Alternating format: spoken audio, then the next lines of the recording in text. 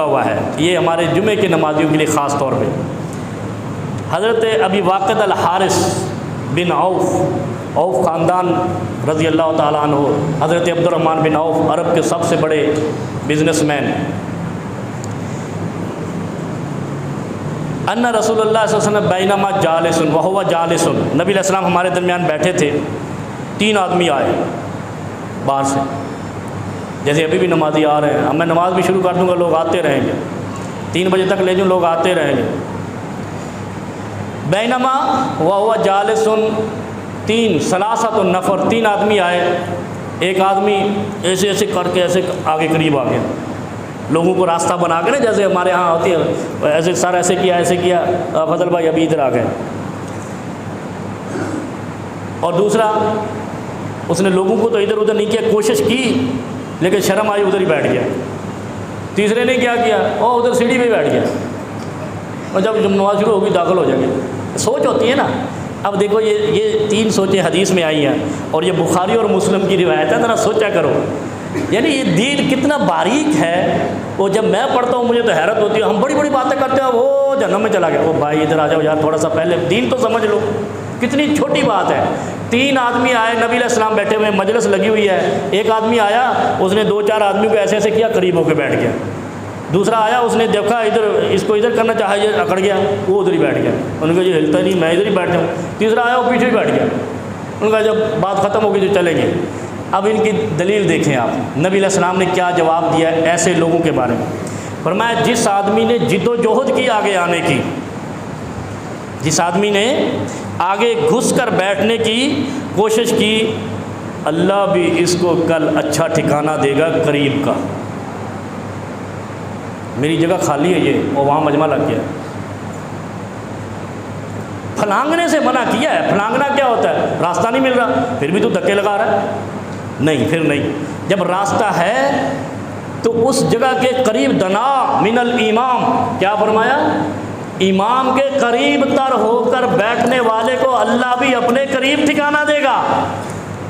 کیوں؟ یہ امام کو اللہ نے وارث بنایا ہے اپنے محبوب کے مصلی کا، اپنے محبوب کے ممبر کا۔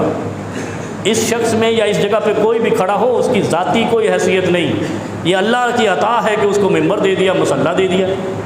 جو اس کے قریب ہوا گھس کر لکھا ہوا ہے، جو قریب ہوا گھس کر، بخاری مسلم کی روایت ہے، صحیح روایت ہے، اللہ بھی اس کا ٹھکانہ اپنے قریب کر لے گا کل حشر میں۔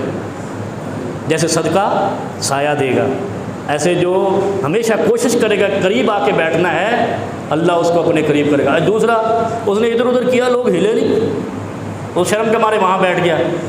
پیارے حبیب صلی اللہ علیہ وسلم فرماتے ہیں کل اللہ بھی اس کی شرم رکھے گا۔ جگہ نہیں ملی تو بیٹھ جائے وہاں پہ، ایسا نہیں ہے کہ اٹھ جو میں نے جانا ہے، نہیں۔ اگر آسانی سے راستہ ملتا ہے آگے آؤ، نہیں ملتا ہے تو پھر آپ نے شرم رکھی ہے کہ یار اس کو تکلیف نہیں دوں، وہاں بیٹھ جاؤ، پھر اللہ بھی شرم، اور اللہ شرم کیا رکھے گا؟ تیری غلطیوں سے درگزر کرے گا، چلو یار اس کو خواہش تو تھی آگے آنے کی۔ تیسرا، جس نے آؤ دیکھا نہ تاؤ دیکھا، وہیں بیٹھ گیا، نبی علیہ السلام فرماتے ہیں کہ اللہ بھی اس کو کل پیچھے ہی کر دے گا۔ اللہ بھی اس کا رکھ رکھاؤ کہتے ہیں نا، اللہ بھی اس کا کوئی رکھ رکھاؤ نہیں رکھے گا، بلکہ فرمایا اللہ اس سے بے رخی اختیار کرے گا۔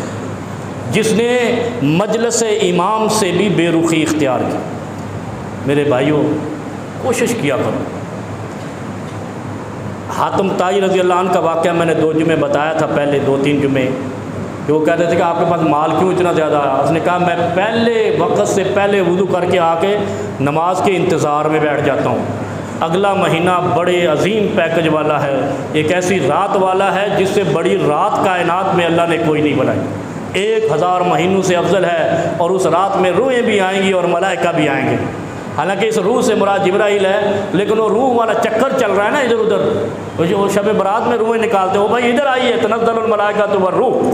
بتاؤ ان کو کہ قرآن تو کہتا ہے کہ لیلۃ القدر میں روح آئے گی، ملائکہ آئیں گے، اور تمہاری روح کو بھی ہم مانیں تو وہ بھی لیلۃ القدر میں آئے گی، رمضان کے آخری عشرے میں آئے گی، اور کہیں روح نہیں آتی، کہیں کوئی تذکرہ ہی نہیں ہے کہ روح آئے گی۔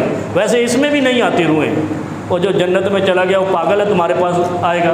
جو جہنم میں گیا اس کو وہ چھوڑیں گے، جہنم کے گارڈ دربان اس کو چھوڑیں گے، تو جا ملنے۔ جو جہنم میں روح گئی ماری گئی اس کو کوئی چھوڑے گا نہیں. ملنے بھی تم جیل میں جاتے ہو, جیل والے نہیں آتے. ان مولویوں کو سمجھاؤ, جب کوئی قیدی ہوتا ہے تو وہ ملنے آتا ہے تمہیں, خود جاتے ہو ملنے کے لیے, تو کہتے ہو روحیں آ گئیں. کبھی کوئی روح نہیں آتی, اور جو روح جنت میں گئی وہ تمہارے پاس کیوں آئے گی؟ اللہ رب العالمین ہمیں عمل کی توفیق عطا فرمائے.